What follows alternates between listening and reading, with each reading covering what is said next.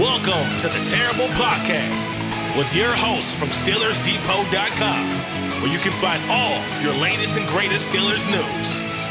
It's Dave Bryan and Alex Kozora, always lit, talking Steelers. And now, here's Dave and Alex.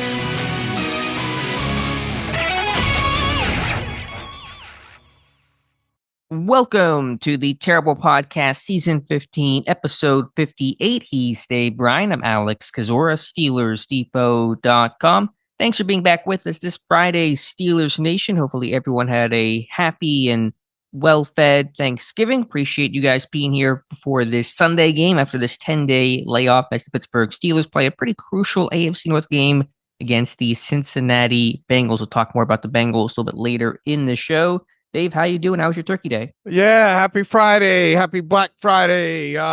It was very good. Put myself in a little bit of a coma yesterday. My stomach has shrunk so much over the course of the last year, but I wasn't going to miss out on having a couple of plates of food. I thought I was going to make it 2 trips to the pies, but I did not have I did not have any room. But Lord knows we got a lot of leftovers in the fridge and they're going to munch on throughout the rest of the weekend here. So that's going to keep us busy on that. Got to sit back in a lazy boy for a little bit and watch three games of football, some a little bit more desirable than others, but yeah, it was a good day overall, and hope you had a good time with your family as well. I did. Trip number 1 was that the pecan pie? Together, I put it all on one plate, apple and pecan, and then a couple of scoops of ice cream, and then a whole bunch of whipped cream on top of that. So, but I only had one plate of dessert and one piece of each. I guess the good news is there's a lot of pie left over, but I had plans initially on knocking out a couple of trips to the pies yesterday, but I had it coming out. Felt like I had it coming out my sides yesterday.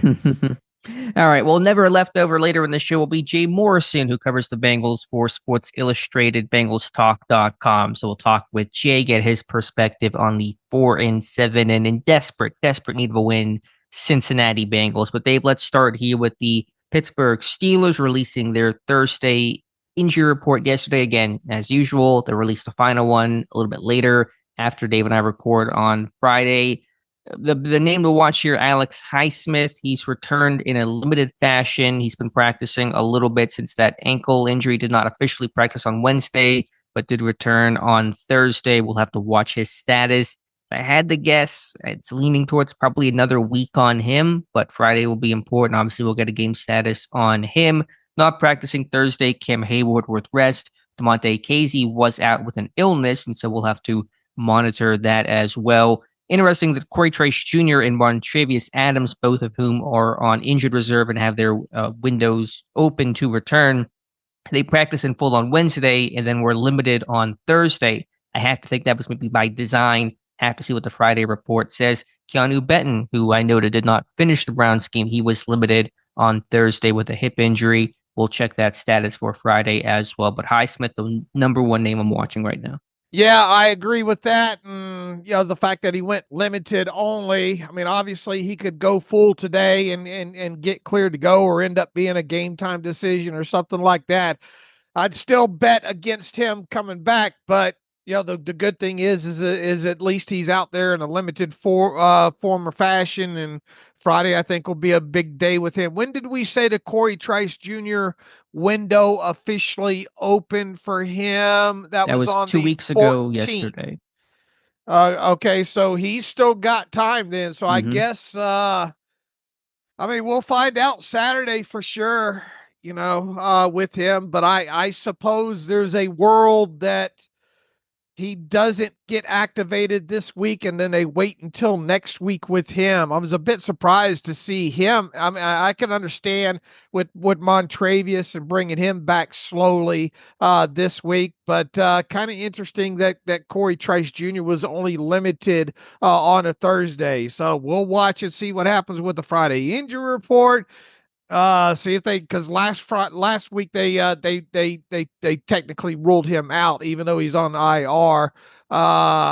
But I mean, I think, we will obviously know the status of both Montravius Adams and Cory Trice Jr. by Saturday, whether or not those two get activated to the 53-man roster. And then, as you mentioned, the big name to watch will be Alex Highsmith later this afternoon. And if KZ cannot go, and I know it's an illness and not a physical injury, but this happened to Terrell Edmonds a couple of weeks ago, where he was listed without an illness, did not practice, ended up getting released and no longer is with the team. But if he can't go, then I would expect Eric Rowe to get elevated off the practice squad to the active and active roster. So KZ, dime package player, a little bit of special teams work, also a name to watch. Right, exactly. From the Bengals side, again, we'll talk with Jay in a little bit. I'm watching Logan Wilson, their starting and stud off-ball linebacker. He's got a knee injury, did not practice on Wednesday nor Thursday. Don't know if that's more precautionary or not. Again, Friday's report will be telling. But for the Bengals, they seem to be generally healthy, but Wilson, the number one name that I'm watching right now. Yeah, that was a little bit of a surprise when it comes to them. We have yet to talk to Jay at the time of recording this, so we will definitely get him to go through the list of injuries and who he thinks will be potentially in or out. And obviously, we'll record that before the Friday injury report drops on that side of the fence as well. But Logan Wilson, definitely a name to watch because of him being, essentially the captain or of that defense in the middle. Leading the team with 104 tackles. All right, Dave, let's go to the coordinator corner, Arthur Smith and Teryl Austin, as they always do, speaking on Thursday. Not much from Austin. We'll get to him here in a moment, but Arthur Smith had a lot to say. And I will credit him in terms of being transparent and honest. And I thought being pretty upfront about the issues in that Browns game. And there were a lot of them. And Smith really laid them out. He talked about that he was, chasing looks. He talked about the first failed fourth down play, that failed 4th and 2 from Justin Fields and that quarterback design run, where he tried to use that on the previous drive on 3rd and 1, and that's the one where Darnell Washington got called for false start and the ball was snapped and the play was kind of half run, and so the Browns got a preview of that, and then Smith tried to go right back to it, and the Browns knew what was coming, and they were able to figure that thing out. Talked about personnel issues and substitution issues, and so a lot of things we talked about already, Dave. It was good to kind of hear that confirmed from Arthur Smith, but obviously those things have to get fixed. Yeah, it's a good and bad as far as this podcast goes. We were able to identify things and then get them confirmed, but the bad thing is that we had to identify things and get them confirmed within there. But I mean, good eagle eye on you on a few of these things. A few of these things you've talked about for a few weeks now as well. So. And I guess good on him because you don't usually get that kind of transparency from coaches as well too. So it all matches up. It all passes the sniff test, if you will. But he's got to learn from it and definitely move on. And look, your biggest thing we're going to be watching here moving forward is this team getting in the red zone. They've got to be better in the red zone moving forward, and they've got to be better in definitely in short yardage situations. And he needs to expand that menu, if we will, and not so much chase looks and run a play that he's confident in. And mix it up a little bit more that opposing defenses are not kind of key on some of these things. And, they talked about coming out of the mini bye week of doing some self-scouting on some things. And I would imagine, that's in so many words, that's what they uncovered is that, a little bit predictable, a little bit chasing looks, and they just need to widen that menu. More than halfway through the season, you should have the full complement of the playbook at your disposal at this point. The team, at least on the offensive side of football, is a fairly healthy team. So mix it up and make sure you start playing a lot sounder situational football, because without a doubt, short yardage and red zone has killed this team as of late. This is an offense that has at least been able to move the football up and down the field. They're just not scoring the football as much. So I thought that was interesting to hear Arthur Smith, kind of confirm a couple of things that we've talked about, especially earlier in the week. Even the one that I mentioned in my article breakdown of Arthur Smith, there was an early third down, I think a 3rd and 3 or 3rd and 4, where it was the first Russell Wilson sack before the Chris Boswell attempted and missed 58-yard field goal. And they're in 13 personnel. They have Michael Pruitt and Ben Skoranek running the mesh, and you got a couple tight ends out there, and you wondered why that team was trying to pass at a heavy run personnel. And Smith was asked about that and essentially was saying that the wrong personnel was out there. But I can't figure out, how do you put the wrong personnel out there in the first place? What confusion was there? So, I mean, I'm glad he was open about it and again transparent, but I'm trying to figure out how the heck that happens in the first place. Yeah, that's a good point. Did somebody just hear something wrong, or? And then he talked about, replay assist and the things that Tomlin discussed Tuesday of needing to streamline and be on the same page. But maybe I'm just being dense, but I still can't figure out exactly what that issue is referring to. Do they think it's a first down and it's really 4th and 1? Or are they just not sure about where the ball is spotted and they're getting delayed information on that? I'm trying to really understand that point and I can't quite get there. Yeah, I'm with you on that as well too. That doesn't really add up, based on what he said. Yeah. So anyway, a lot of issues, 10 days to work things out. I know the short week was an issue, but Cleveland had a short week too, and they did not have nearly seemingly as many issues as the Steelers did. So, just got to get it fixed. I mean, I've been critical of Smith. I know many people have been. We'll also talk about North Carolina thing here in a second, but there's certainly some chances to get this thing right, and they'll obviously be afforded that opportunity, and we'll evaluate and go from there. So, not to make it the elephant in the room, but the Arthur Smith to North Carolina rumors really picked up the last 48 hours, and so naturally Smith was asked about it during that Thursday conversation with the media, and he was honest and said that North Carolina did reach out to him, had a preliminary call with him. Smith, I guess, didn't outright deny turning down the opportunity, but said he's very happy in Pittsburgh and has no interest in leaving. So, where everything goes from here, we shall see. But Smith did confirm there has been contact between the school and himself. Yeah, I think the thing here too is you would think North Carolina would try to move through this thing fairly quick, especially with announcing, with this time of year before Thanksgiving, of this going to be the final season for Mac Brown, that they kind of want to get a jump on this. They want to identify their candidates. They want to reach out to those candidates, and they want to get the ball moving quickly because of the whole NIL and the recruitment thing, and try to keep people from flipping from their own program and everything that goes along with that. So just from a time aspect and the college landscape changing over the last couple of years, the fact that it sounds like this is not going to happen for Arthur Smith now, it doesn't seem like it's going to happen. In other words, between now and the end of the Steelers season. I mean, I suppose they could, North Carolina could put themselves in a wait and see mode, but you'd really be behind the 8 ball and waiting, on into potentially, obviously, the playoffs and all like that with the Steelers. But I take Smith for his word. It did sound like we got more out of him than maybe we would have probably predicted. He was candid. He was candid in the fact that they reached out to him. And it was an obvious choice, obviously, with that being his alma mater and all like that. And you would think that he would probably be, because of his age and experience in the NFL, a guy at the top of that list.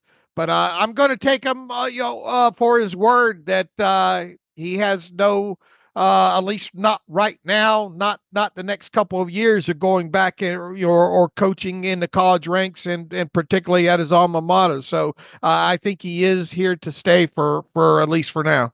I'll read part of what he said. I thought a really interesting quote in perspective. He says, quote, "Love it here in Pittsburgh. Probably different mindset than I was 5 or 4 years ago, where any head job I probably would have walked there and take it. Now my perspective is different. And when you got something good like I got here in Pittsburgh right now, family loves it here. I love the working environment, love being a Steeler," end quote. And so talked about, a couple of years ago before he became a head coach for the first time, probably would have jumped on any job to have that chance at being head coach in college or the NFL. Of course, was hired by Atlanta in 2021, spent 3 years there, got fired. And so that perspective does change about maybe waiting for the right situation as opposed to any situation. But we'll see. It wasn't an outright denial, but I think in all likelihood, North Carolina, who seems to be exploring several other options, will hire somebody else to replace Mac Brown. The question I think becomes, what if Smith was hired an NFL head coaching position or offered that opportunity? Would he take that? That would obviously be very difficult to turn down. I know not many people in Pittsburgh are thinking that right now, coming off, I think, a pretty poor game overall from Smith and the Steelers offense. But Diana Rossini reporting that she expects Smith's names to be out there in a head coaching cycle in 2025 that could have 7 to 10 job openings, according to Albert Breer. And so I imagine this is not the last we've heard about Smith as a head coach, at least at the NFL level. Yeah, that was an interesting report from Rossini. And, as is the case right after the season, you expect a heavy turnover of head coaches around the league. Would you necessarily view Arthur Smith as one of the top 5 potential first guys that would build a list of head coach candidates this offseason? There's going to be a lot of probably talk about Bill Belichick, I would imagine, this cycle. Who else? Potentially maybe Robert Saleh. Boy, the Jets fired Robert Saleh and they went in the toilet after that. And you would have to wonder if maybe Saleh will get a quick turnaround look. Who else might be? Obviously the Lions offensive coordinator.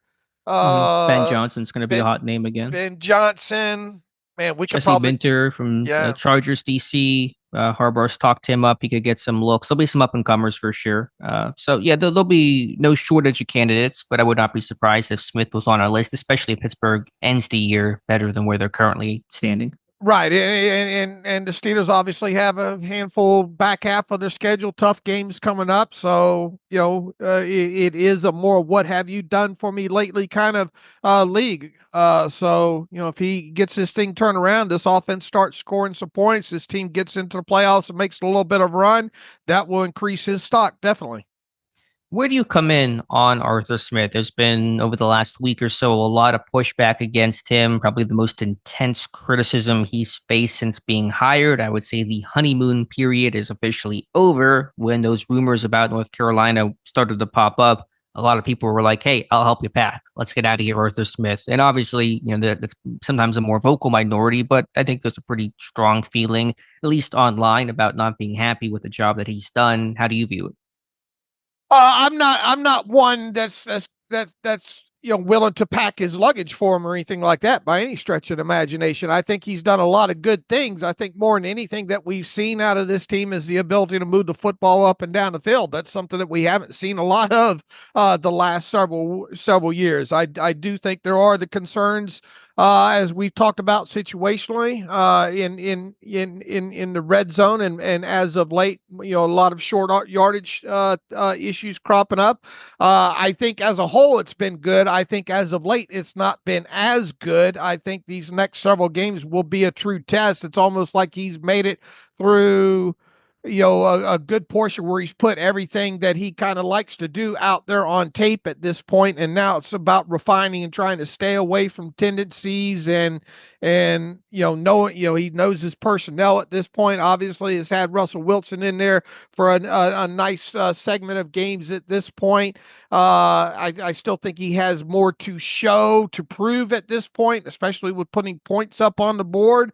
But I would grade it probably a B- or a C plus at this point. I am interested to see, especially this weekend and obviously the rest of the AFC North schedule and on into the Eagles have got a good defense this year to be interested. Good test for this team, and then you play the Chiefs as well too. So no, I'm not one of those people that's saying let me help you pack and get the screen door closed behind you.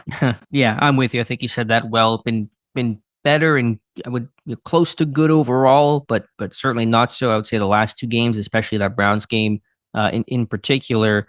But he's brought some stability, some competency, some baseline level, just quarterback play, pass game play stuff Pittsburgh was not getting previously. And obviously just having more talented quarterback is helpful. But, Russell Wilson was not this productive in Denver his last 2 seasons, with even last year an offensive quote unquote guru in Sean Payton. I think Smith has really been able to play to his guys' strengths and get the most out of guys like Russell Wilson. And he saw improvement at quarterback with Justin Fields and even more non-quarterbacks in Darnell Washington, Calvin Austin. I think those guys have been used smarter and more effectively this season than they were in 2023. So I know it's easy to be prisoner of the moment, and I've been as clear in my critiques of Smith as anybody coming off this Browns game. But this team is 14th in points per game, where they've been in the toilet for the last 3 seasons, scoring between 17 and 18 points per game. And so just from a baseline level in that standpoint, there has been improvement there. But a big test coming up, not only an opponent, not only in the weight of the schedule in the back half of the season, the home stretch run, but also a chance for Smith and this offense to bounce back from a couple of poor showings. So I think there's going to be a lot to learn about Smith and this offense the next 6 games. I agree. Quickly on Teryl Austin, less interesting commentary there, was asked about why this team only has 25 sacks through 11 games, which is on pace to be their fewest since 2016. Austin said it was not one particular reason, but a variety of things. He talked about the max protection and keeping guys in to protect against Pittsburgh's pass rush, discussed some of the injuries as well, and just kind of some of the popcorn that pops up. So again, kind of mentioned this with Mike Tomlin, understand some of those points, but still the production has to improve. Yeah, it does. And starting this week too, especially with a guy like Joe Burrow, who, even though I think he gets himself into a couple of sacks this year, his sack percentage isn't all that, is it?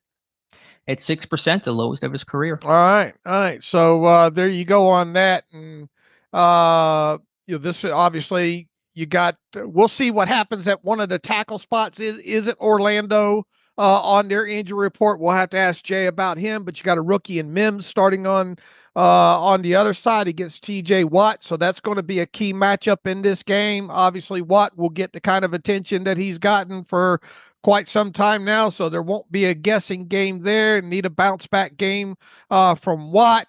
We'll see how creative they have to maybe get with, either 5 or more pressures and blitz packages moving forward here. But Joe Burrow is a crafty guy, and he's seen a lot of this. So you better be careful with what you do pre-snap, and because they'll do a lot of motioning. They'll come out. I'm getting more into the breakdown section, but the Bengals are good at coming out with maybe some empty looks, with lining out up a running back and tight end out wide, coming out of the huddle, and then they'll move those guys around. They just do a lot of different things offensively to kind of get you to show coverage early pre-snap to let Burrow make some changes pre-snap on that.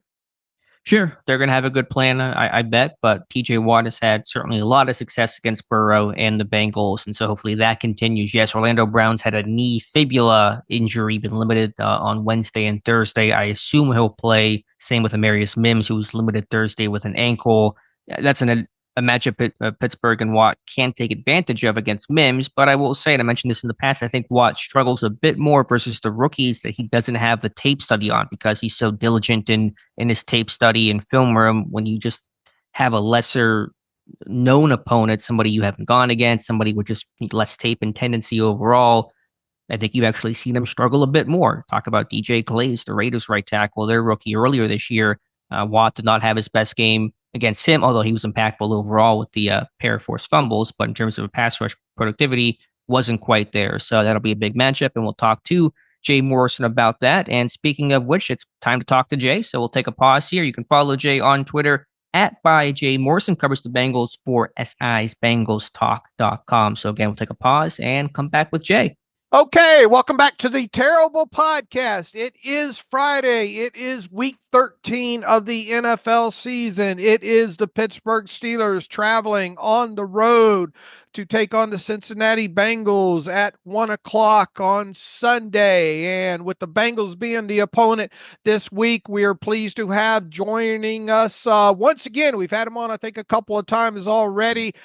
Jay Morrison. Jay now covers the Bengals for Sports Illustrated, their team sites. You can get to his work at BengalsTalk.com, or you could probably just go to the Sports Illustrated main URL and follow the team links that way. But it looks like the easiest way is BengalsTalk.com. You can and should already be following Jay on Twitter/X at @ByJMorrison. We'll have that link in the post details on SteelersDepot.com as well, too. And look, this is the day after Thanksgiving. These guys are real busy, so we appreciate his time. So with that, Jay, welcome back to the Terrible Podcast with Dave and Alex. Happy Friday. Hey guys, thanks for having me back. I've got some leftovers for you and for Steelers fans to feast on. I do a thing every day, Stat of the J. And I found this remarkable. Maybe you guys are aware of it, but the Pittsburgh Steelers, when they are 2.5-point underdogs or greater, have won 5 in a row and are 12-1 in their last 13. I'm not talking about covering. I'm talking about winning outright. And that, of course, is relevant with them being, depending on where you look, 2.5-point or 3-point underdogs to the Bengals this week.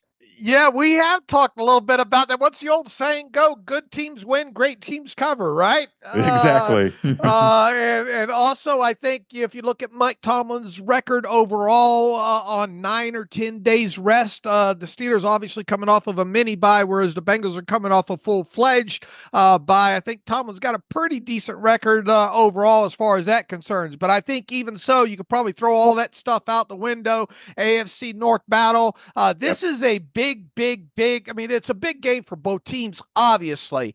But when you look, especially what happened in the AFC, or in the AFC in general, even on Thanksgiving night with the Miami Dolphins losing to the Green Bay Packers. The Dolphins were the 8th seed in the AFC going into this game. The Bengals a couple of spots behind. The Bengals they're not out of it, but they certainly do need to string together a lot of wins here moving forward. So with that, they are still very much alive. I would consider this a bigger game for the Bengals than it is the Steelers. And the Bengals have been in a lot of close ball games this year. The Bengals are a team that's considered probably that should be considered, having a few more wins at this point. So let's start with your 30,000 foot kind of view on this Bengals team at this point of the season. Is this a better team at this point right now than their record shows that they are? Or as Mike Tomlin says, your record is who you are. Yeah, it's a little of both. I mean, you look at what the roster is. You look at, okay, Joe Burrow should be in the MVP conversation. Jamar Chase is leading the league in receiving, even after the bye. Trey Hendrickson is leading the league in sacks. You've got 3 guys up for Player of the Year honors, and you're 4-7. It's hard to fathom. They've played really well in spots, but they do seem like they are a better team than 4-7. You look at some of these losses. If the holder doesn't drop a snap on an overtime field goal, they beat Baltimore in Week 5. If Evan McPherson doesn't miss 2 field goals against the Chargers on Sunday Night Football the last time they played, they beat the Chargers. And so you just flip those right there. They're 6-5 instead of 4-7. A bunch of other what-if type of moments in this season. But that's part of it. They're a good team until the fourth quarter. This team just cannot figure out a way to finish, which was puzzling because that's kind of always been – one of the things that people talk about with Joe Burrow, just that ice cold demeanor, and he goes in and he closes the deal. And that has not been the case this year. And I think that is one of the most troubling aspects. And then as good as this offense is playing, the defense just has not gotten it done. This is 4-7 might be kind when you just base it on what this defense has been. Trey Hendrickson playing out of his mind. A lot of other young guys that they are banking on, that they've spent high draft picks on because they knew this was coming when they were going to have to pay Joe Burrow and eventually pay Jamar Chase. They're going to have to draft and develop on that defensive side. These guys just aren't developing. First round pick Myles Murphy doesn't have a sack this year. I mean, you've got a bunch of other guys in that secondary that, two are hurt, but you got other guys that they need to develop, and some of them are not only not developing, they're regressing. Okay. You mentioned something in that first response that I had on my list to ask you about. If the record's 2 or 3 wins better than what this team is right now, the way Joe Burrow is played, is he, would he be more of a bona fide MVP candidate right now? What has impressed you? Answer that. Then what has impressed you the most about Joe Burrow so far this season? Yeah, everything. The one thing he was always good with pocket presence, but he's taken that to another level. The plays that they are making on scramble drills, because he is able to get out of. There's a lot's been written and said about how much pressure, how many hits he takes. He bulked up in the offseason to be able to be more durable and withstand the punishment he takes. But it's not just withstanding being taken to the ground. We're seeing it. It's never going to be Ben Roethlisberger like, but you are seeing big defensive guys kind of bouncing off of Burrow, and they're having a harder time actually bringing him down when they get there. And then when plays break down, he's just got that chemistry with Jamar Chase. And, Andre Yoshivas is a guy that they drafted late last year out of Princeton. They hoped he'd be further along at this point, but one area where he is really good is in that scramble drill. So I think that is the area where Burrow has really taken things to another level this year. And he's holding on to the ball until the very last second. And he's a little more willing to take some of those hits because he is stronger this year. And that's allowing some plays to develop, but he's not putting the ball in danger. He only has 4 interceptions. He's having a fantastic season by any metric. And yeah, if they had a couple more wins, I think he would. A few weeks ago, I think he was second or third in the MVP odds. He's down to about 7th or 8th now. I don't know that he could win it. Even if they go on a run and win 6 in a row, he lost to Lamar twice. Lamar would have to really fall off the cliff for him to outvote or get more votes than Lamar in the MVP conversation. But I do, if they can make us run down the stretch, finish 4-2, 5-1, pie in the sky, 6-0, whatever it is, if they're relevant going into those last couple of weeks, I think he has to get a lot of votes for MVP just based on he's the only one, him and Jamar are the only ones that are playing at that kind of level. Jay, we are recording this on a Friday morning. That means there's a Friday practice yet to go that you'll be out there to see. That means one more injury report that needs to be released. This Bengals team is coming off of a bye. A couple of names I think we're watching. Maybe you can shed some light on. Logan Wilson, I think, kind of leads that list of players right now that we'll be paying attention to Friday afternoon. Orlando Brown Jr., I would think that he's probably going to go in this. Go over the injury list real quick and how you foresee that shaking out for the Bengals come Sunday afternoon. Yeah, those are the 2 big guys to keep an eye on. T. Higgins has been limited, but it's been all part of a plan. They don't want him to get injured in practice again. Just let him work off to the side. And he came off of IR and had a terrific game against the Chargers. So Orlando Brown Jr., it does look optimistic. He hasn't gone full yet. He practiced on the Thursday leading up to that Chargers game, and then he was back out on Friday. But he has been limited in both of the official practices this week. They also had a practice on Monday coming off the bye. They didn't have to release an injury report that day, but he was out there. He was in cleats. He was in jersey. He was participating. So I think things are trending up. They kind of know it's now or never. You lose this game, and you can pretty much write off the season. Logan Wilson's curious. He was not at that Monday practice. We did see him in the locker room after practice.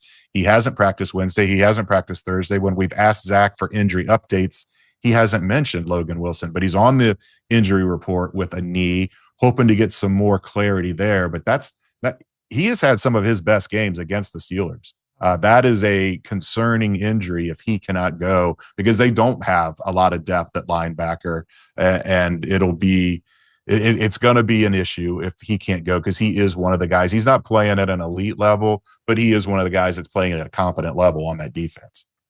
And a guy that never comes off the field. So replacing those snaps would be a lot there. Jay, to go back to the offense, Chase Brown taking over a running back for Joe Mixon, and then Zach Moss got hurt. So it really became the Chase Brown show. Has this schematically, have things changed to take advantage of his speed? And what kind of boost does he give in this run game, this offense?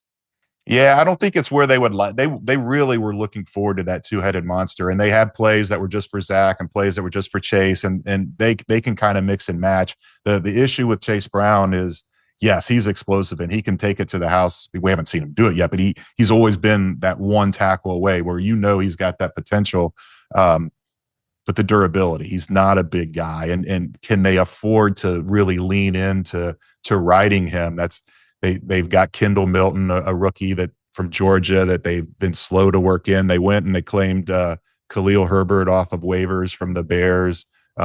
He's only been here for 2 games and limited snaps, so they don't have a lot of options behind Chase Brown. And if they want to get into a heavy run game, they're going to have to lean on him for 20 some carries a game. But they have done a better job of getting him out in space on the screen game and getting him out wide. And he's a fun guy to watch. And he does run hard between the tackles. For a guy his size, he will stick his nose in there and get some surprising yards after contact. But it's always that hold your breath where he always looks like he's just a shoestring tackle away from taking one all the way. Just a quick follow-up. With the bye week, could Herbert see more action? I think only 6 offensive snaps his first 2 games with that layoff. Is there an opportunity for him to get more involved in this run game? Yeah, I think absolutely we'll see that he will get some more action. He came in on if I remember right, they claimed him on a Tuesday. He came in and had a couple practices and played in that, or one practice and played in that Thursday night game against Baltimore, and it fumbled on his first touch. So that was a bit of a concern, but yeah, I do expect them to work him in a little more. And where you wonder about it is he going to be the third down guy? Because the protection part of that is such a big deal. And he's not very big either. And are they confident with him as a pass protecting blocker for Joe Burrow on third down? Or what might it just be giving Chase Brown a series off and letting Khalil go in and get some early down carries as well? Move to the offensive line, Amarius Mims, the right tackle, someone in Pittsburgh we talked about a ton, thought he would be someone of interest for the Steelers, obviously taken by Cincinnati. How has he looked? He was billed as a really raw guy out of Georgia, I think 8 career starts. Has he looked more refined, or has he looked pretty rough so far? He's looked really good. He's when he gets beat, and it tends to be the same move every time where the guy starts outside and cuts inside of him. And I think he's given up 2 or 3 sacks this year. And they've all looked that way, but for a rookie, he is really impressive. He's athletic. He's a big dude, 6'8", but he doesn't move like a 6'8" guy. And he's everything they were hoping he would be in terms of attention to detail and studying and learning things and not making the same mistake twice. And the talent's obviously there. So he has been a bright spot for this team that has really struggled to kind of make these early round picks connect. Jay, moving over to the defensive side of football, this unit's kind of had to deal with a little bit of an injury bug at time. I know they recently lost, who was it? Dax Hill, I think, went on IR for him. DJ Turner, another corner for them as well, too. It looks like you're going to see Cam Taylor-Britt and who is it? Josh Newton, I think, on the outside. Obviously, people are familiar with Mike Hilton playing the nickel role over there. Lou Amarillo, Anarumo, obviously a veteran defensive coordinator here. When you look at them, when you look at what their coverages have kind of been, at least from percentage standpoints, it looks like, cover 3 primarily, then maybe some cover 1, but you see some other percentages a little bit higher in there, along with some cover 2 and all. I think the thing that jumped out in the last 3 games on all 22 tape with them is they're kind of hard to predict what you're going to see in certain down and distances as far as coverage shells go. Is that true? Is Lou doing a good job of mixing that up? And then second is what's been the biggest bugaboo about this defense overall that's given up some points this year? Is it just a lack of consistent pressure from those star players on the outside in Hubbard and obviously Trey Hendrickson? Yeah, I mean, that's a big part of it, is they're not getting any pressure from anybody other than Hendrickson. And then the other, you're right. I mean, Lou mixes it up. That's where he's got that mad scientist moniker, and he does a really good job of that. And that's what kind of led to the issues last year, is there was a lot of communication errors and a lot of guys just running wide open in the secondary. They go back and they get Von Bell, who they had from 2020 to 2022, let him walk last year. Things didn't go well in Carolina. They bring him back to kind of be the traffic cop and to get everybody on the same page and get this defense settled down. But, Von's he's getting older and he's lost a step, and he's starting to cede sacks to Jordan Battle, who was a rookie 3rd-round pick last year. And I wouldn't be surprised if we see it's gotten up to about 50-50. I wouldn't be surprised if they just turn it over to Jordan Battle this week, starting against the Steelers. But the other issues there is, you mentioned it, Cam Taylor-Britt. It looked like he was a guy on the rise, ready to make this a year where he could put himself in the Pro Bowl conversation, and he has just completely regressed. He got benched in that Chargers game. It was the second time this year they benched him. The first time was week 4, and they benched him but still rotated him in. They benched him and never played him again against the Chargers, and he probably would still be on the bench for this game against the Steelers had DJ Turner not broke his clavicle in that game.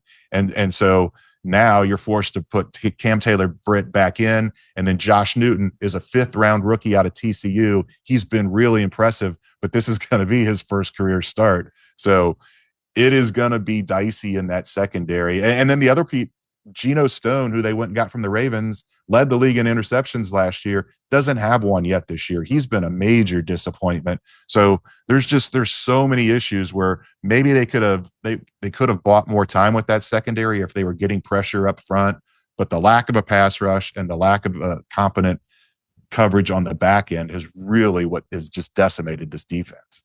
The Steelers offensively generally have the identity of being a heavier personnel team with the multiple tight ends and try to run the ball against, impose their will, wear down teams moving on into a game that way. And the Bengals have been suspect at times against the run, and then kind of circling this back to Mike Hilton overall. Everybody knows Mike Hilton, he's a good run defender. He's a good blitzer, timing those blitzes when asked to do so. As far as a pass coverage guy, not probably the same guy he was a couple of years ago. I guess the question is, especially with these corners and the overall health of the corners going into this game and the play of Cam Taylor-Britt and all, do the Steelers maybe want Mike Hilton out on the field more in this game? In other words, should they maybe go a little bit more 11 personnel, maybe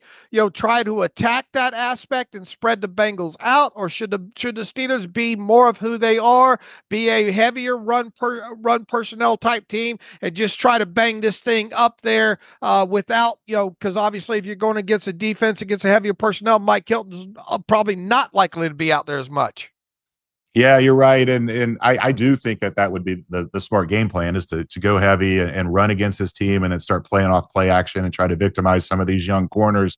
I think Mike Hilton's having a terrific year. And part of that is something that he's not happy about. And they're taking him off the field on 3rd downs. And Lou Anarumo said it's a matchup thing. And like you said, he's not the coverage guy that he used to be, but he is terrific against the run despite his size, and he's a really good blitzer, and he's played really well on 1st and 2nd down, and he talked openly about it. He went and he talked to Lou Anarumo and said he wants to play on 3rd down more, and it's just, he did last game against the Chargers get a few more reps on 3rd down after the DJ Turner injury, but it just doesn't seem a direction that the Bengals are willing to go. They're committed to working these young guys in. Lou has always been a proponent of not rotating DBs.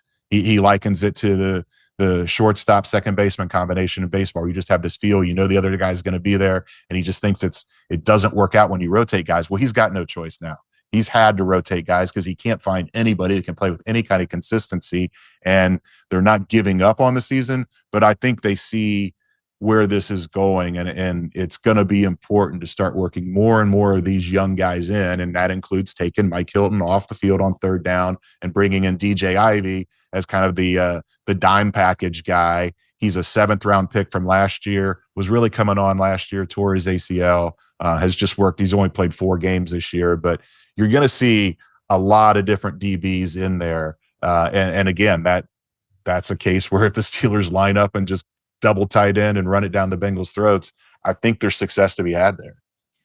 Jay, a 2-part question. You kind of referenced this earlier, but Trey Hendrickson leading the NFL, 11.5 sacks, might be the least talked about 11.5 NFL leading sack season I've ever heard of. Why does he get so little press? Because he's been consistently excellent since you guys picked him up a couple years ago, and he's responsible for like 60% of the Bengals sacks. I think 19 is a defense you guys have. What are you guys trying to do? What are the Bengals trying to do to get some other production so it's not all on Hendrickson to get all the pressure and all the sacks? Yeah, they're trying everything possible. I mean, they went out and they signed Sheldon Rankins in free agency to try to get some more pass rush up the middle. He's been a disappointment. He's been hurt. He's now dealing with a viral illness that kept him out of the Chargers game and has still persisted. What are we now, almost 2 weeks later? So he's up in the air. I should have mentioned him when we went over the injury report. We'll see if he's practicing today.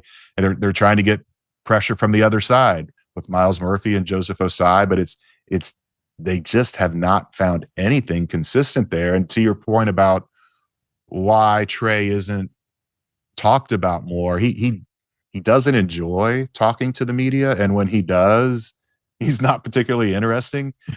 So he's not one of those flamboyant guys that are going to go out there. He's very much a nose to the grindstone, take care of business. His teammates, his coaches rave about the cliches, the hardest working guy in the room, and even Josh Newton, the rookie that's coming up to make his first start this week, he said that's the guy he looks to emulate in this league. He watches the way Trey works every day, and he wants to be like that. So he's not interested in the accolades. He's a family man. He's a guy that thanks his Lord and Savior Jesus Christ every time we do an interview. That's family, faith, football. That's all that guy cares about.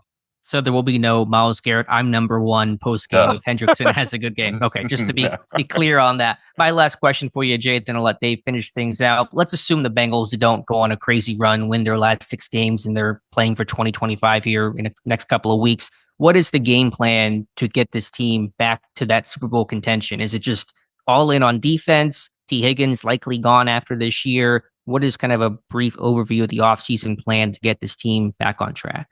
Yeah, it's tough. I mean, there's a lot of holes that are going to need to be filled. Like you said, that T. Higgins is almost certainly not coming back.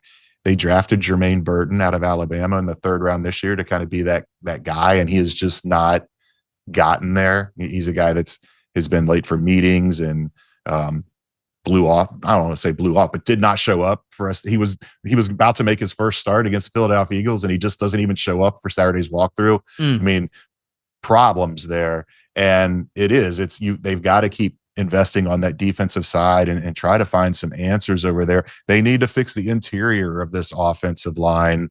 They need to get some more help at running back. There's just, for a team that seems so close, it has gotten now to the point where it's Hendrickson, Burrow, and Jamar, and then a lot of patchwork. And I don't know that they're going to have the money to go out in free agency and sign some big dudes. So they are going to really have to lean into this draft and hope. Their last couple drafts have not been good, and they've got to get that turned around, or they can be in this position again next year, despite the crazy amount of talent they have in Joe Burrow and Jamar Chase.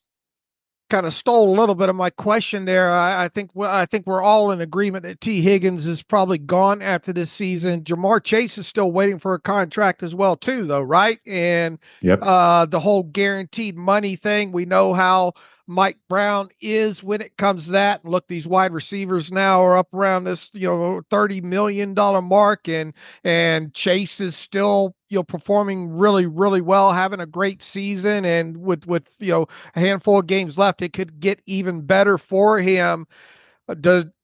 Is this going to be something you guys are talking about with him well into the offseason? Or, would they go the franchise tag route with him again? And might there be holdouts and all? And, how do you see this working out with Ja'Marr Chase?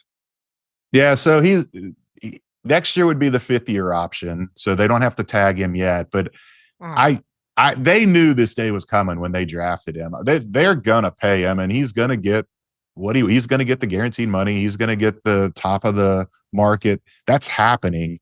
It's just this past year, the Bengals and Mike Brown, they don't make moves until they have to, and they're just not a very proactive franchise. And that's what that would have taken. He was under contract this year for the final year of his rookie deal, and they knew they had him on the 5th year next year. So they were just thinking, why do we need to sink all this money in now? They tried. I mean, they talked, but they never really got that close. I think this is going to happen next year before the regular season starts, but I don't know if it's going to be in the spring, if this is going to drag into the summer, if this is going to drag through training camp again, and he's sitting out training camp. And he got off to a slow, as great as his numbers are right now, he got off to a slow start because he sat out all of the offseason and all of training camp. So it's going to get done. It's just the question is when. Yeah, I messed up there. It's T. Higgins that got the franchise tag. Yeah, That's yeah. right. Ja'Marr Chase, 5th-year option and all, but guaranteed money beyond the first year is going to speak volumes when it comes to that. They're almost to the point where they almost have to make him one of the top 3 highest paid wide receivers in the NFL, despite that 5th-year option on him. So it will be interesting. There's no way they can let that guy walk, though, right? No, the fan base would riot, and they're already ready to riot, and he's still here. They have the capital that Zach Taylor and the front office built up with that Super Bowl run is almost gone, and fans are just they're beside themselves that this team is 4-7 right now with the talent that is on that roster, and there's no way they can let Ja'Marr Chase leave. What's the weather looking like for Sunday in Cincinnati, Jay? Chilly. Yeah, it's going to be initially they were talking about a little bit of snow. I don't think that's going to be the case, but it's going to be in the low 30s. That's going to be another thing to watch. Joe Burrow said every injury he's had has been difficult to deal with in the cold. He hasn't played in the cold yet with this wrist injury. We haven't talked about the wrist because he's been playing so well, but he admitted that he didn't throw the ball very well on Wednesday. That was the first kind of cold snap day here. So it'll be interesting to see. They'll be indoors today for practice, but it will be interesting to see how that wrist holds up on Sunday when it starts getting a little chillier. I did listen to that aspect of the press conference the other day. Was that, is he a pretty forthright guy? Or was that him playing a little bit of possum? No, he usually tells it how it is when it comes to that kind of stuff. So I believe him. We don't get to watch much of practice. We get to see a half hour, and they're not really doing a whole lot at that point. But yeah, I believe him that but he also has a high standard. He could have said it. He said it could have been better. It might have been better than 90% of the guys in the league, but right. It wasn't up to his own standard. So it is kind of hard to tell there, but he's not a guy. He doesn't play possum much. All right. What's your thoughts on the game? We usually try to get a prediction out of you at this time. It looks like the line, at least on DraftKings right now, Bengals 3-point favorites at home. Big game for them. Obviously, the rest of the season is big for them. Is this a team that can put that look, if they lose this game, it's going to be really tough for them for the games they have remaining on the schedule. But how do you see this game going? And will we be talking about a Cincinnati Bengals team sneaking into the playoffs as a wild card team? Yeah, I mean, I think it's going to look like a lot of Steelers-Bengals games have lower scoring, tight, come down to the end. Can the Bengals figure out a way to finish? I have a hard time picking them because I've seen what I've seen this year, but I also know when teams get in this position back against the wall, this is basically the start of their postseason. I think coming off the bye, they've won three years in a row. They've won coming off the bye, and they've all been really impressive wins, including a 37-30 win against the Steelers. They never scored 37 against the Steelers, but in 2022, they did that coming off the bye. Last year, they went to San Francisco and really took it to a 49ers team that ended up going to the Super Bowl. So that's the one thing they've done pretty well consistently, is getting themselves right after the bye week, coming out and playing strong.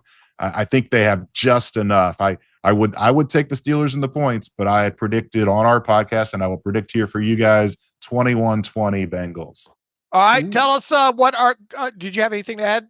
No, Alex? just okay. reacting. Yeah. Tell people what they'll find if they go over to Bengals Talk over the weekend here. Yeah, I got stuff. All myself, James Rapine, we've got stuff up there every single day.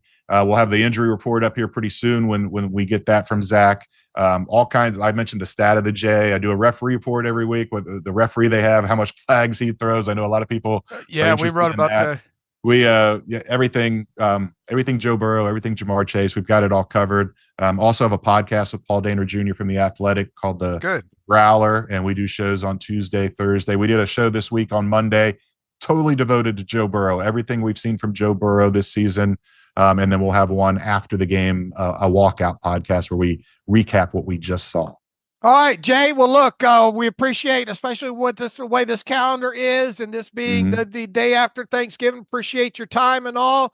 These two teams will meet at the end of the season here. We'll have you back on for that to hopefully preview that game as well too. Alex and I are thankful for your time today, and thanks for joining us today on this Friday on the Terrible Podcast. Yeah, thanks for having me on, guys. Have a great weekend. And welcome back to the Terrible Podcast. Again, our special thanks to Jay Morrison for his time this Black Friday day after Thanksgiving. Be sure to follow Jay on Twitter by Jay Morrison, and just give him a shout out and let him know you heard him on the podcast and appreciate his time. Great stuff as always, Dave. Yeah, I really enjoy it. Boy, he's got a great audio setup too, man. It's so clean. I get jealous when I have some of these guys on. You hear how clean they are, and we always ask people to reach out to these guys and thank them for their time. But this is tough. Day after Thanksgiving, his mom just had some sort of outpatient surgery, I think, this morning, so that set him behind. But we easily worked around that with him. He's real cordial, real good guy to talk to, and look forward to having him on back into the season here. Forgot to ask him about Hard Knocks and all. I meant to ask him about Hard Knocks and all, but we should be able to pick him out on those Hard Knocks cameras once that gets started on Tuesday there. But reach out to Jay and thank him for his time. Good 30-minute discussion we had with him.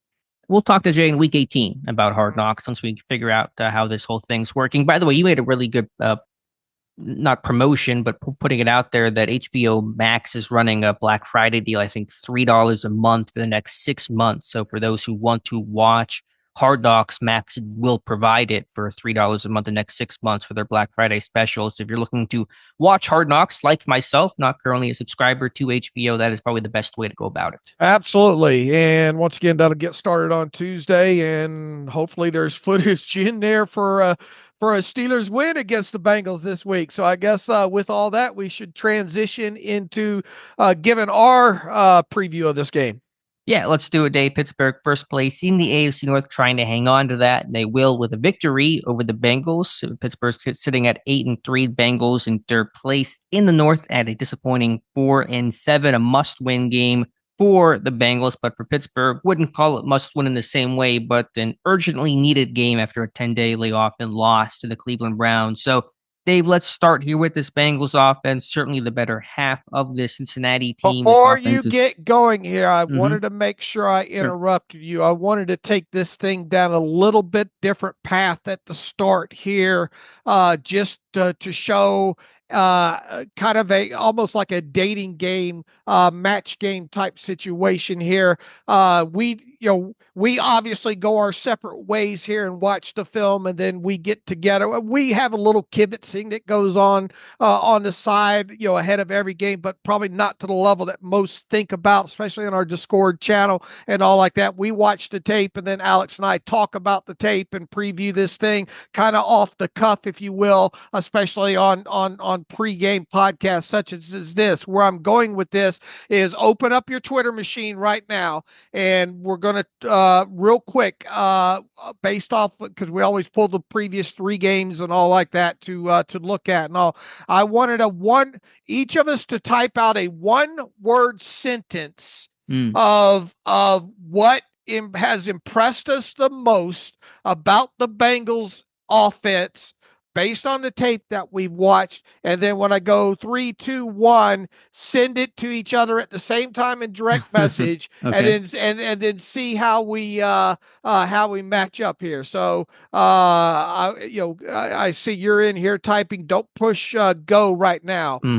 But let me type mine out here. Yeah, and while we Real do that, quick. just it is an impressive offense. I'm curious. I wonder what your thought will be. I wonder if it'll be something about probably something on Joe Burrow related. Trying to talk and type at the same time and think about my answer.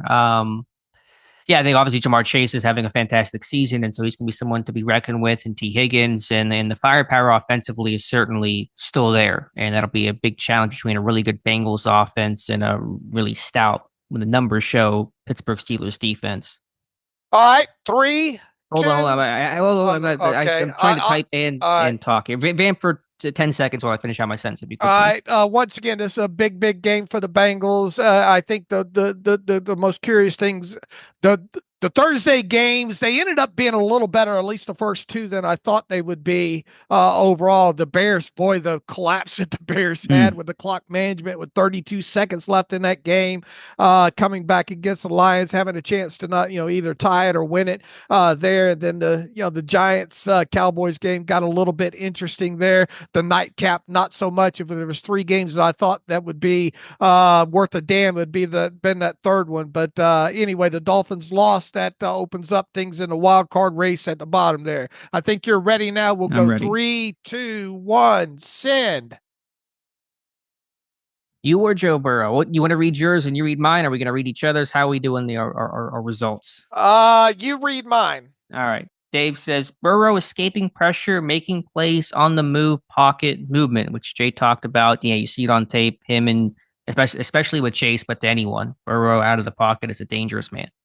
All right.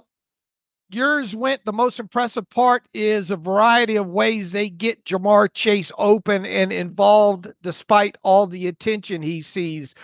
I would have bet you dollars to donuts that you would have went the Burrow way. I probably would have until really watching Chase specifically on tape, just the alignment. I mean, when you have a number one receiver, that comes with a lot of advantages, but a lot of attention in terms of every team is trying to scheme him out of the game plan and minimize him as much as possible. And you see this guy everywhere. I mean, we assume Joey Porter's going to travel and shadow him, but Porter's going to be all over the field. This guy, Chase, plays outside, inside, number 2, number 3, plays running back and some split back looks. He played fullback for one snap on a play action against, I think, the Chargers or the Ravens. And so just the creativity in terms of getting their best guy open. He is not a static player, and that makes him even more difficult when you have an elite talent that can play anywhere on the grass. Yeah, and they do move him around. You'll see him in 2-back situations, as you said. They get real creative with trying to get him open. But the thing that just I kept going back to in all 3 of these games that I watched was, man, Joe Burrow does such a good job of moving inside the pocket, stepping up into the pocket, or getting big guys off of him and getting outside of the pocket. And a lot of the plays that I think that he's made to Chase have come out of situations within that. He holds on to the ball an incredibly long amount of time. I forgot to check that. What is his time to throw stat on Next Gen Stats? Good question. I will look that up real quick here as far as stats go. But I mean, you obviously did pick that out, right? With the Joe Burrow thing. Let's see. Saw that in the Chargers game a lot. There were Right. a couple extended scramble plays where those hit, for big yak opportunities too, not just Burrow scrambling and hitting a receiver for, the air yards, but the run after opportunities were huge. Looks like, why won't that sort the right way? It looks like 2.81 seconds time to throw stat on him. And that is, I mean, there's obviously Jordan Love holds the football a little bit longer than him. Jared Goff by 0.01 more than him. But to put this kind of into perspective, where's Russell Wilson? 2.99. Yeah, so Russell holds the ball even longer. But I think the thing that kept catching my eye on the tape with his pocket move, it's fantastic. His sense of pressure and his ability to step up. One thing that take away from all that, this Steelers defense not only needs to kind of constrict the pocket, they need to make sure that rush lane not. And he will take off with the football.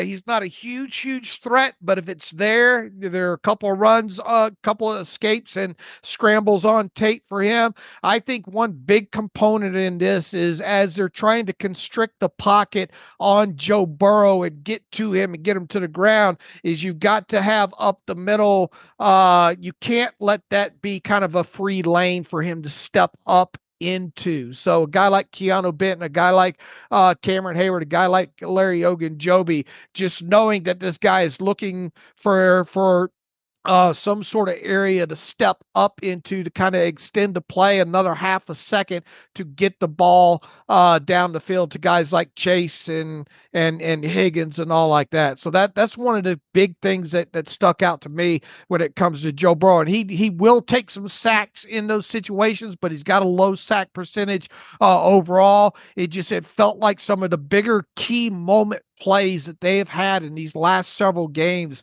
has been Burrow holding on to the football a little bit longer, working himself either inside or outside the pocket and getting the ball down the field to his eligibles. It's a great point by you. I know he's not thought of, and obviously he's not the same quarterback as Lamar Jackson or Jaden Daniels, but there's an escapability and a scramble to throw. It's probably a little bit more so than Lamar and Daniels are both also scramble to throw guys. I don't want to typecast them as just scramble to run, but Burrow's a guy that certainly can make those similar type of plays where he's not the once he crosses the line type of threat that Daniels and Lamar would be. But in terms of scrambling to throw and extend the play, I think he's right up there with what Lamar and what Jaden Daniels are able to do. So yeah, you talk about plastering, you talk about rush lane integrity, you talk about do you blitz more, how do you handle all those things? You're going to have similar considerations in this game as you did against Washington and Baltimore. He is very good at identifying looks and all like that. As I said at the top of the show, they get creative. They'll come out and empty and then motion somebody back in as tells. And as far as that goes there, so you better try to hold on to your looks as long as possible. When it comes to trying to surprise him with anything, he will he has no issue at dumping the football down to his running backs. They'll run a lot of screens. Mike Tomlin talked about all the different 23 something different screens that they have on tape so far. So screen games, definitely a component of what they do. They'll run some RPO, limited amount of RPO stuff. They're just real creative, and Joe Burrow spreads the footballs around as well too. One thing that stuck out to me too in the tape that I watched, Alex, is down the field stuff. You would have thought there would be more in structure, 20, 30 more yard completions down the field from this offense, and there's not a lot there. They had one against the Ravens, against I don't know what was that, quarters or something to chase for a touchdown. Not that they don't, and look, if they get single coverage on the outside, Joe Burrow's not afraid to take a shot down the field. I don't think he's been overly effective in structure down the field passing types, connections overall. I think a lot of what you're seeing when they're creating explosive plays is extended play by Burrow or yards after the catch type situation on some shorter passes. Yeah, I forgot to put it in my report. I always do the, gains of 20 plus yards. And I think the Bengals were not particularly great in completions of 20 plus yards, but I want to say in 40 plus, they were up there, or at least Jamar Chase was. And so right. You talk about the double chunk plays, the big explosive plays. That's where Chase really comes into play. But yeah, I mean, I'm curious for the pass game standpoint, their game plan. You see a lot of 5-man protections, a lot of running back going out in the pattern because of what Chase Brown can offer. Will the Bengals continue with that, or will they have to change their style, given you have TJ Watt against a rookie in Amarius Mims? They do a lot of, false key and trap protection where the guard will pull to try to give a run look and it's actually play pass. And often that guard will be responsible for the pull side, outside linebacker or defensive end. Do you do that strategy against TJ Watt? That comes with a lot of risk. And so I wonder if Pittsburgh will have to change, or the Bengals, I should say, will have to change their personality, but also, well, Pittsburgh. I thought Ben Solak had some good commentary about Pittsburgh and their single high usage. It's among the most in football. Do you play single high when you're facing with Jamar and T. Higgins? Or do you play more of a two high shell to make sure your bases are covered over the top? Those safeties are supporting their cornerbacks. And so I wonder, I think both teams will have to tweak their philosophy and their style of play a bit. Which team is more comfortable doing that could really be telling in terms of which unit has more success. You mentioned the pulling guards. They'll use that in the running game enough early in games too that it ends up being a real good false key for theirs in pass protection because Burrow works.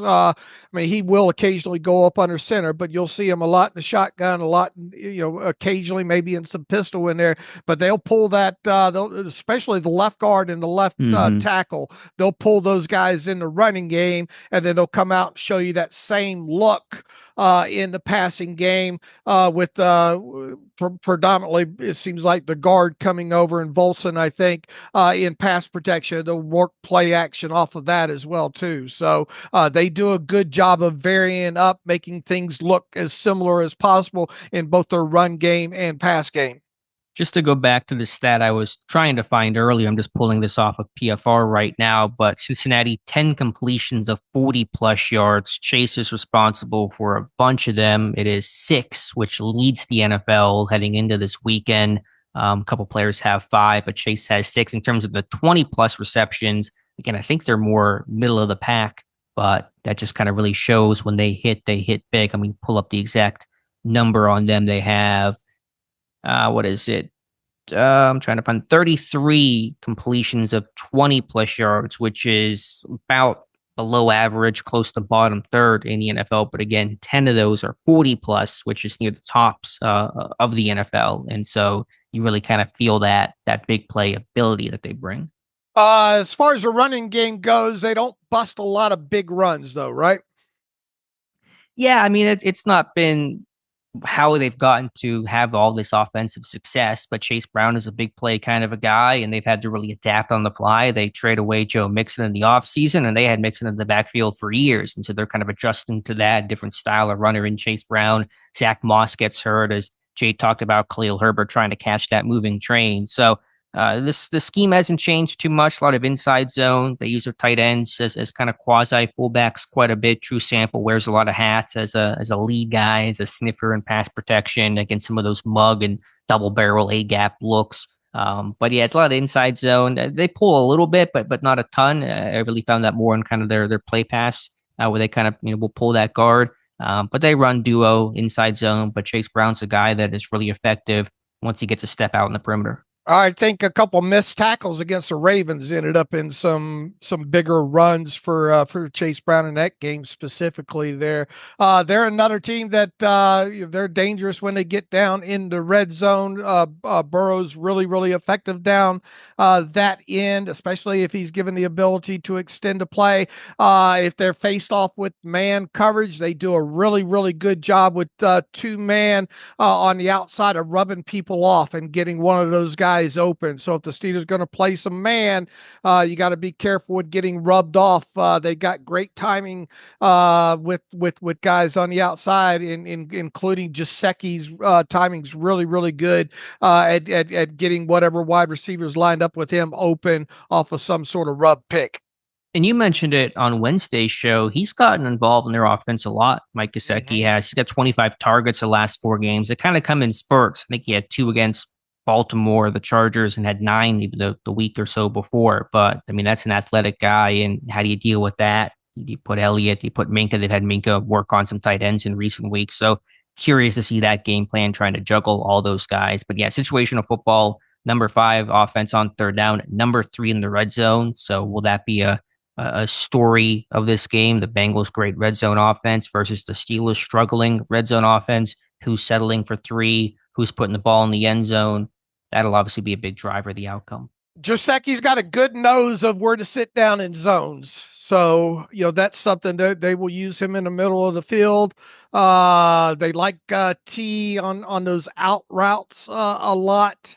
And once again, if they get one-on-one on the outside with either Higgins or Jamar Chase, they're not afraid to take the shots down the field. I just don't think that they've been overly effective within structure within that. And as you mentioned, you'll see some digs, some in-cutting digs from them, Jamar Chase specifically. And anytime an extended play happens, those guys do a good job of uncovering themselves. I think a big component to this game, Alex, is force the ball out of Joe Burrow's hand as quick as possible. I don't want him sitting back there and having a time to throw like he's had so far this season. You've got to be able to get good, quick pressure on this guy and force the ball out of his hands quick. And if he's going to hold on to it, and he's taken some big hits, man, especially in these last 3 games that I've watched. Joe Burrow's gotten smacked.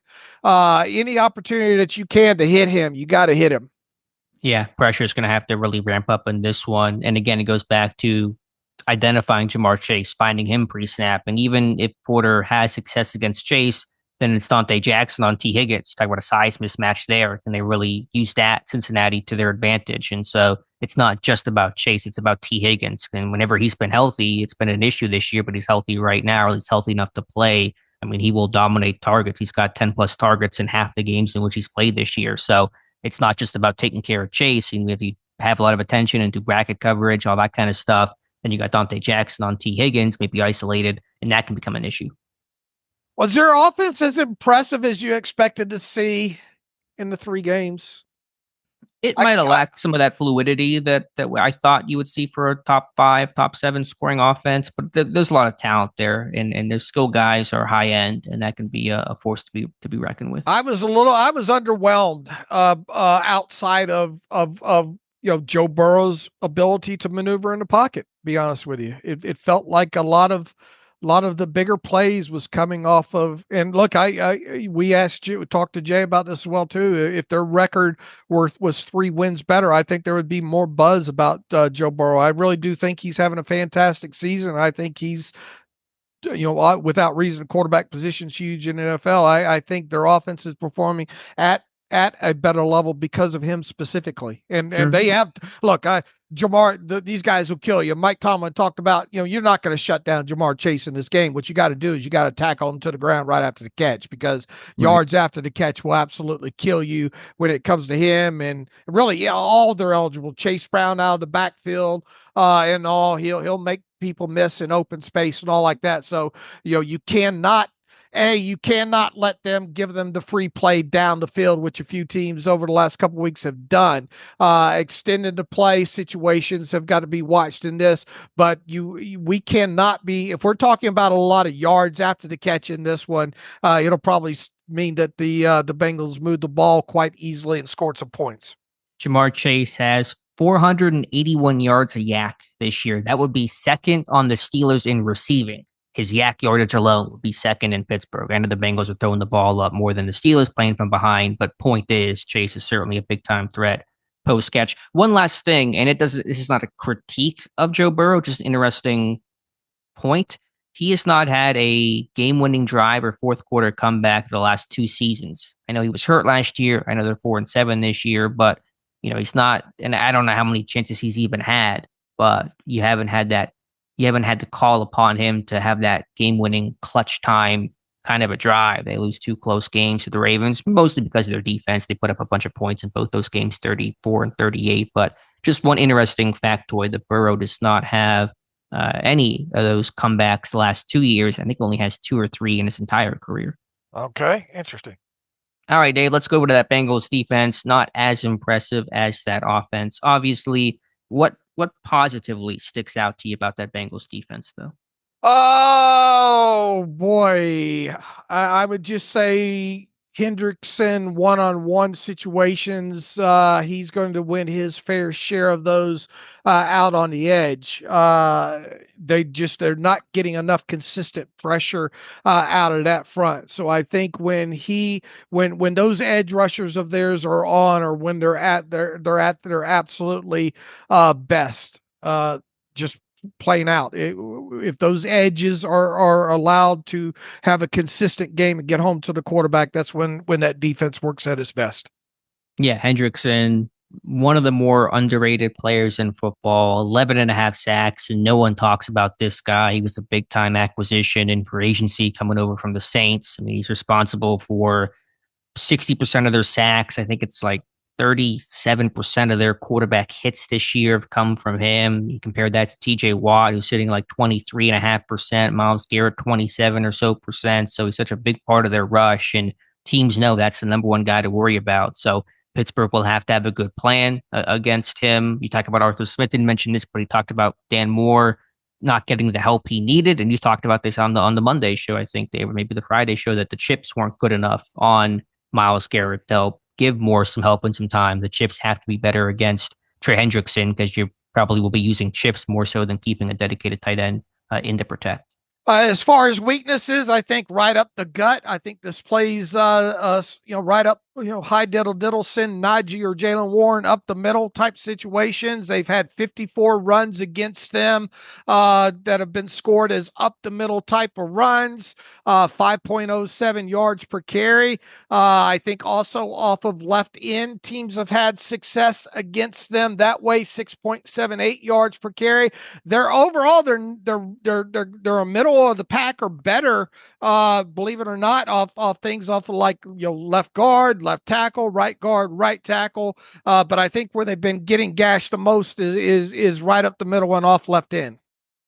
Yeah, they keep a lid on it. Their run defense, their pass defense, despite giving up a bunch of points, they're not giving up a ton of explosive plays overall. But they've not been consistently stopping the run either. I don't know. I think Pittsburgh could have some trouble in this game. The Bengals like to use this 5-down front on early downs. I thought Pittsburgh had some trouble with it last year in general, have more difficulty running on some of those real heavy kind of looks that the teams will give. That's become, I think, more in vogue in recent years. But yeah, that interior D line is not as stout. BJ Hill's not playing at the caliber he was last year. And so I think there is success to run up front, especially if Logan Wilson cannot play in this game. I think the single one biggest bugaboo about this defense is their inability to get off the field in key situations. They're 27th in the league in third down percentage at 44.37%. In the red zone, they are the second to the worst red team at 70.59%. And boy, we've talked how many times about the Steelers offense need to up their red zone percentage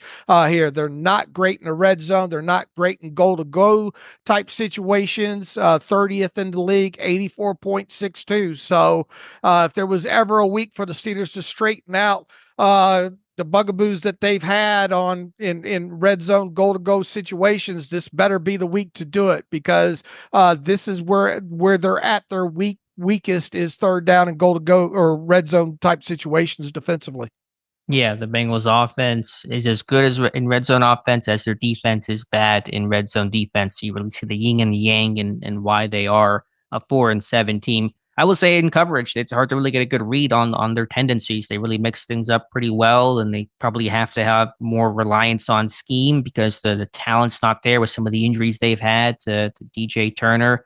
But they're a pretty heavy blitz team overall. Mike Hilton doesn't have a sack, but it's certainly a guy that is capable of rushing off the edge. Logan Wilson on those kind of linebacker wrap blitzes you have to watch out for. I think he runs some 4 verts in this game. I had some heavy looks at us because the Bengals will play some spot chop cover 3. The Chargers got a big touchdown from Will Disley on a 4 verticals call against cover 3, where that's the weakness to cover 3. That's where the whole Nick Saban pattern matching is really born out of from his time in Cleveland. I think when Pittsburgh would run 4 verts on them in the 90s and have a lot of success. So can you get some of those vertical shots downfield? I think you look for that if you're Pittsburgh. Yeah, their corners are suspect overall in coverage, and that includes Mike Hilton. I know Mike Hilton's had it. He's more dangerous as a blitzer and against the run overall, but in coverage, I think he's had his moments this year. So yeah, I look, if you get be interesting to see if the Steelers get Mike Williams involved a little bit more in this one, especially vertical.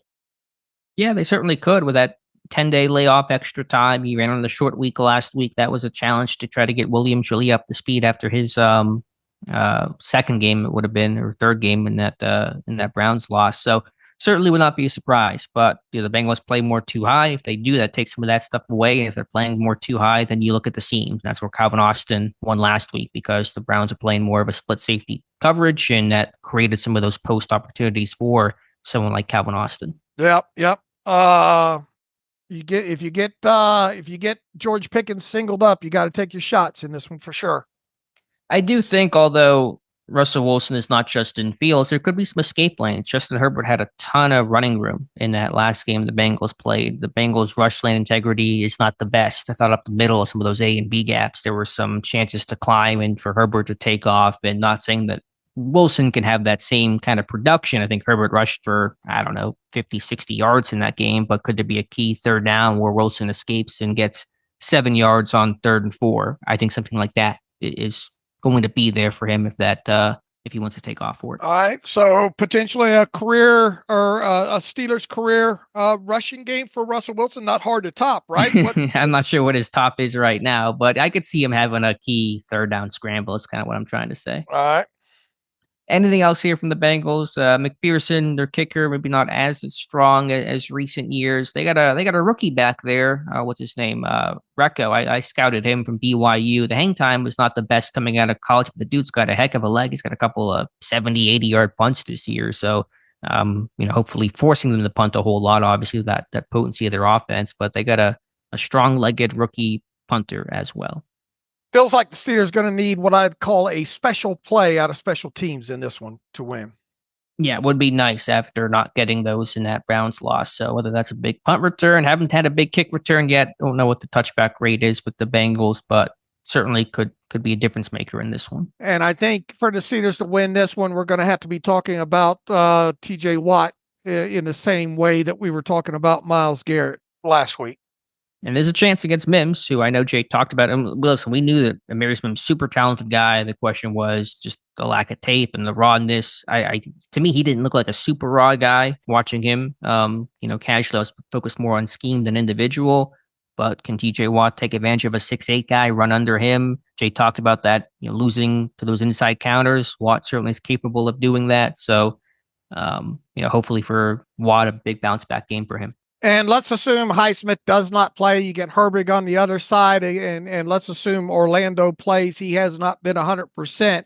That quickness of Herbig, something to watch in this one. Maybe can look, if you here's the thing with Joe Burrow. If you get to him, you better get to him. You better get him down to the ground. You better not let him step up into the pocket. You better not lose contain to him on the outside, because that's. If the Steelers lose, we're going to be talking, I think, a little bit about plays that Burrow have made in that form or fashion. Yeah, agreed. All right, Dave, anything else? If not, we can get through our picks for week number 13. All right, we'll start. There's actually a Friday Amazon Prime game today. Not very enticing. Overall, the Chiefs at home against the Raiders. The Chiefs are laying 13.5 points in this Black Friday game. The Chiefs just don't cover. They didn't cover against the Panthers. I finally stuck my neck out and took the Chiefs last week. Aiden O'Connell, a quarterback in this one. I'll say the Raiders somehow, they somehow beat the Chiefs last year. Raiders don't win, but they cover. Man, I'm just going to continue hammering this until they do cover. I'm going to take the Chiefs lay to 13.5 points. I got to make up some ground on you somewhere. How about the Jacksonville Jaguars hosting the Houston Texans on Sunday? Texans 4-point road favorites against the Jaguars. And what's this latest about Trevor Lawrence? Think he's going to play. Doug Peterson seems to be, I believe, optimistic he'll play. All right. Either way, I will take Houston. Not giving up on the Texans just yet. I'll take the Texans lay the 4 points. Boy, it'd be big if they got upset too. Titans on the road against the Commanders. Commanders laying 6 points. The Commanders haven't looked really the same since the Steelers played them. Did they get right in this one? They really haven't. That's a good question. Do they get right? I'll say yes. I'll say this is their get right game. I will as well, too. I think Jaden Daniels has a good game. I will lay the 6 points in this one. How about the Jets at home against the Seahawks? The Jets +1. I think we're coming up on the days of maybe seeing Aaron Rodgers' last game in the NFL. I'm not convinced he's going to be back.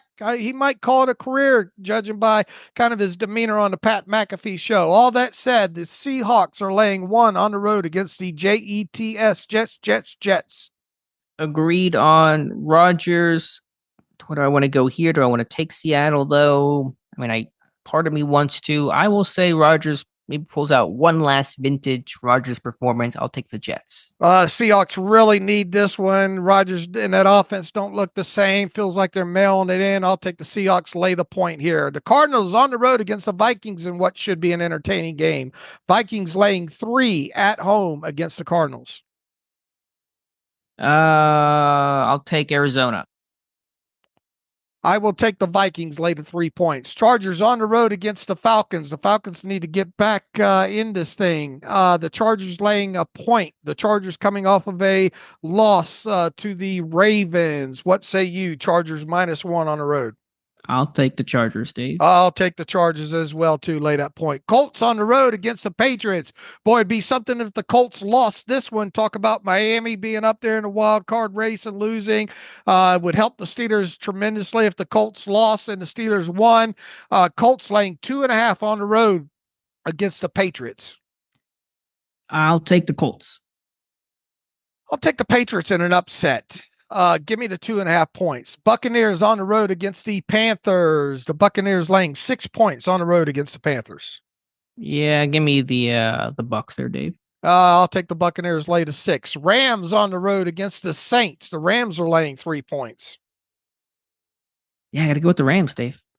I will go with the Rams, lay to 3 points as well. What should be a very entertaining game. The Eagles against the Ravens. The Ravens at home against the Eagles team that hasn't lost in a while, right? Ravens laying 3 points at home against the Eagles. This should be fun. Oh, it will be with Barkley and Derrick Henry. Yeah, this one's, what's the line again? Ravens. 3. Ravens by 3. 3. Give me Baltimore. Yeah, I'm gonna shoot for the reverse jinx here. Give me Ravens, lay to 3. Maybe the Eagles pull this one off. That would help. Lay to 3 there. 49ers on the road against the Bills. The 49ers, oh man, all the injuries and all, and what's going to happen with Brock Purdy, and it doesn't sound like he's going to be healthy if he plays. Bills laying 7 at home against the 49ers, who really need this one. Yeah, just too many injuries for the Niners. Give me Buffalo. Yeah, give me Buffalo, lay to 7 points there. That brings us to the Monday night game. I know you'll be waiting up late, itching to watch this one. The Broncos laying 5.5 points against the Browns. I'll take. Bo Nix is super red hot right now, but I'll take the Browns, Dave. I'll take the Broncos, lay to 5.5 points. We'll circle back to the Pittsburgh Steelers playing the Bengals in Cincinnati on Sunday at 1:00. The Bengals are 3-point favorites in this, in a very, very big game for both teams, obviously, but huge for the Bengals. What say you? Yeah, I really, as I usually do or don't have a great feeling about this one. I just worry about all that Bengals firepower, their ability to score. I wasn't as negative with the Steelers coming off the Browns loss as others. I think I kind of felt like that one was coming and there was a potential for Pittsburgh to get upset given just everything that was going into that Cleveland game we talked about, short week on the road, divisional team, all that kind of stuff. Can Pittsburgh match those points for points? There's certainly a potential against the Bengals defense, but I just think that firepower Cincinnati at home, where Pittsburgh struggled more on the road with communication and personnel. Yes, they have a 10-day layoff, but the Bengals are coming off a bye, and so that kind of washes out. I got the Bengals winning this one, Dave, 25-20. I'm going to have a little funky score like you, 25-20 Bengals over Steelers. I bounced around both sides of this thing thinking, oh, which way am I going to go here? This is another one where I'm going to just trust Mike Tomlin having this team up for this game. I was not as impressed about just, the fluidity of the Bengals offense overall. If the Steelers can just prevent the explosive plays in this one, however they can get creative, I think it'll be huge if they can tackle the catch on and keep this game close. I don't think they can get in any type of a shootout with the Bengals whatsoever. I just don't think the Steelers, I do worry about the red zone and all like that, but I'm going to trust Mike Tomlin and the Steelers defense, and Tomlin's record coming off of these long weeks is usually pretty good. They've got a bad taste in their mouth coming out of the Cleveland game that I think actually plays into their favor in this one. They're not smelling themselves as much. I have it a little bit lower scoring game. I have the Steelers coming out as a and plus the Steelers just, they get in these rock fights and you kind of wonder how do they win this one? Hopefully we're talking about, the Steelers eked one out. How did they win this? I have the Steelers 23-20 in this one, but not with a lot of confidence whatsoever, because part of me wanted me to go 23-20 the Bengals in this one. So I'll go opposite you this week and have the Steelers winning this 23-20. If the Bengals win, to kind of play our usual game, how do the Bengals pull off, I guess not the upset, but just pull off the win? Lack of sacks, lack of getting Joe Burrow on the ground, Burrow making a couple of the explosive plays, the Steelers struggling in a red zone against a defensive unit that they hasn't been great down in that area, settling for field goals, yada, yada. Not doing good yards after the catch. I think the key factor in this is getting quick pressure on Joe Burrow, force that ball out quick from him, not allowing him to extend plays. If we're talking about Joe Burrow after this game and what a great game he played, that's going to end up in a Steelers loss. And if Pittsburgh can win, since I took the Bengals in this one, I would say that Pittsburgh's offense is able to be revitalized and they kind of get things corrected with that 10-day layoff, and they just make those plays late. The Bengals, a team that seems to find ways to lose games late. Pittsburgh, generally speaking, a team that's able to win those games late or make those plays in the final couple of minutes. Look at the Washington game, the Baltimore game, etc. So that'd be my other side of the coin if Pittsburgh pulls off the victory. Yeah, I'm thinking we're talking about a big special teams play in this one from the Steelers that played a part in the Steelers win. I think you're talking about forcing Joe Burrow into a mistake or two in this one, the Steelers being able to run the football. And how about some first quarter points? How about we finally get that out of the way, an opening drive touchdown from the Steelers? I think if we're talking about a combination of a couple of those things, in addition to just keeping the score down, because once again, I don't think the Steelers can get in a shootout with the Bengals and win this one. So that's how what a Steelers win looks like to me. All right, good deal. Well, we'll find out Sunday and reconvene Monday and hopefully talk about a Pittsburgh Steelers win that gets them to 9-3 and put the sky back up, since it's been apparently falling for the last 10 days. There's going to be a lot of consternation, a lot of hand wringing, regardless of what this looks like if the Steelers lose this game. That would make 2 straight against AFC North teams, with yet another AFC North coming up. Game against the Browns, game. If the Bengals win this one, they are back in this thing wholeheartedly, especially with their remaining schedule. It makes you kind of wonder what that end of season game against the Bengals might look like. There's been a lot of talking head comments since the loss to the Browns that, show me games that the Steelers can, show me 2 more games. I'm convinced that the Steelers do have to win at least 2 more games or get some combination of the Bengals maybe losing 1 or 2 after this. Should they beat the Steelers, there's going to be a lot of hand wringing, I think, and with good reason, if the Steelers, for whatever reason, lose this game, because once again, they've got, a tough not only schedule, but calendar schedule with days and when they're playing. And you got the Ravens, you got the Eagles, you got the Chiefs, you got the Bengals again at the end of the season. This can be a get-right game for several reasons if the Steelers win this. But on the flip side, if they lose this, we're going to have a prayer meeting, I think. Yeah. Hopefully we're not talking about that, but we will discuss it no matter what the outcome is, win, lose, or draw come Monday.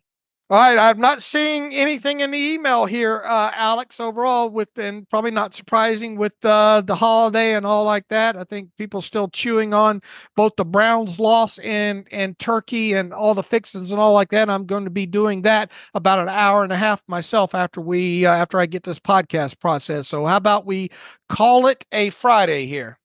All right, sounds good. Hopefully everyone has a great Black Friday and holiday weekend. Hopefully everyone had a great Thanksgiving, and hopefully we're talking about a win on Monday. All right, we got scouting reports up already from Alex and the crew looking at the offense and the defense for the Bengals here. We'll have obviously the injury reports coming out later today on into the weekend. We'll see what moves the Steelers make potentially on Saturday. Any fines? We'll be tracking any fines to come out of this Thursday night game over the weekend on Saturday as well too. So just because the Steelers have a long layoff doesn't mean that we won't have plenty for people to look at on SteelersDepot.com. Alex and I will be back on Monday recapping the game and everything. We hope everybody has a fantastic rest of their holiday weekend here. You can follow me on Twitter/X at Steelers Depot. Follow Alex at Alex_Kozora. Follow the show at Terrible Podcast. Email the show, theterriblepodcast@gmail.com. If you like what we do and want to donate, SteelersDepot.com, hit the donate button. Also, if you like an ad-free version of the site, SteelersDepot.com, hit the ad-free button. Follow the directions that way. Happy Thanksgiving, happy holidays, and as always, thanks for listening to the Terrible Podcast with Dave and Alex.